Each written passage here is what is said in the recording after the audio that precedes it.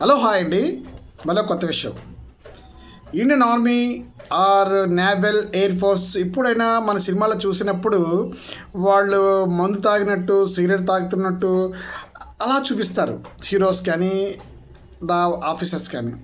ఎందుకు ఎందుకంటే ఈ యుద్ధానికి అంటే ఓన్లీ ద ఆర్మీ ఫోర్స్ అంటే యుద్ధానికి వెళ్ళే వాళ్ళు అన్నమాట. Direct force, back of the force కాదు, యాట్ ఆఫ్ ది ఫోర్స్. అంటే ఒక మీరు చెన్నైలో జల్లికట్టు చూసారా? జల్లికట్టు అందులోని ఒక దున్నపు ఒక్కొక్కరిని ఈజీ పారేస్తుంది.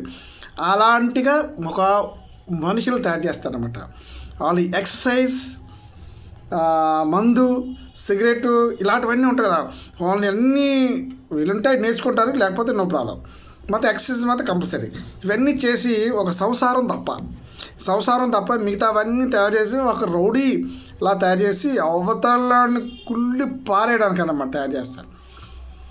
ఎప్పుడైతే బ్యాక్ ఎండ్కి వెళ్ళిపోయారో డైరెక్ట్ ఫైర్ కాదు, ఇండైరెక్ట్ ఫైర్కి వస్తారు.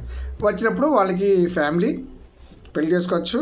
పెళ్లి చేసుకున్న తర్వాత వాళ్ళకి ఫ్యామిలీ క్వార్టర్స్ కూడా ఇస్తారు కదా. పాయింట్. బాయ్.